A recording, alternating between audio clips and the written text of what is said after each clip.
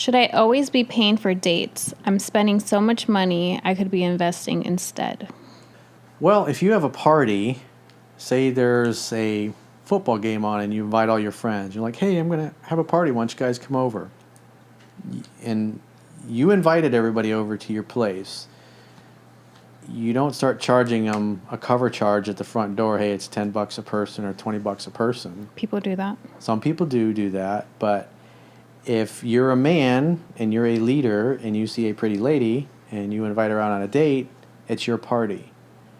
You're not going to invite a girl out to a date unless you're a fucking douchebag and you have no self-awareness, and then when the bill comes and say, oh, this is 50-50. It doesn't work that way. If you invite a girl out, it's your party. You pay. If you don't want to pay, don't invite her out. Don't invite her on a date. Yeah, if you can't afford a relationship, don't be in a relationship. Exactly. Also communicate it too, because I've been in that circumstance where we were spending a lot. We went 50-50 most of the time, and then the other time it would be all him, like paying for everything. And then it hit a point where I was like, even though we're doing 50-50, I'm spending a lot of money, and I'm like, this is money that I could be saving, like you said, like investing, that I could be spending it on maybe more important things, because it's usually just food, because food gets expensive in a relationship. And when you're in a relationship, you like to eat, and you start gaining weight. So we had to have a sit down conversation and start saying that maybe we should start paying for our own things now, or let's start cooking from home, not eating out that much, or start doing things that don't require money, because So you were going out on dates, he was making you pay half? I set that standard because I was tired of paying for him.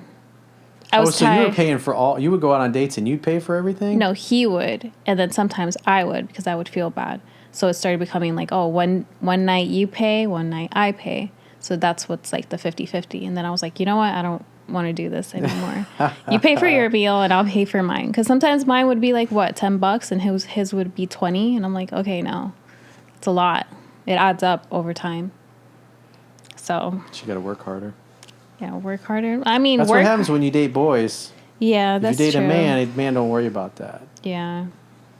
Yeah, they didn't have jobs. You knew they didn't have jobs. So, and to me, I was working, but obviously I have a job and bills. You were dating a child. Yeah, I was dating a child. A man baby. Yeah. And most of the money was probably coming from their parents, too, so. That's emasculating. Yeah. So, obviously that gets annoying after a while. And I had to put my foot down. And that's why they're in the rearview mirror. Exactly. So I feel you. Yeah. I get this person. Get a second job. Raise your value proposition. Mm-hmm. Grow your reserve of knowledge. Develop your gifts, your skills, your talents. Ask for a raise. If they won't give you a raise, in your spare time, go find another job that pays more. Take your time. When you find the right job and you line it up, then put in your 2 weeks notice. Or get a second job.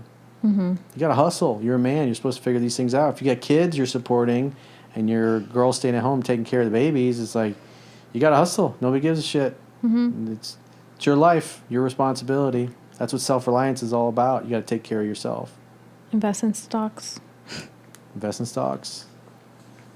If you don't want to spend money on a cute girl, taking her out on a date, either do something that's cheaper or don't date until you can afford it. Figure it out. If you can't figure it out, figure it out.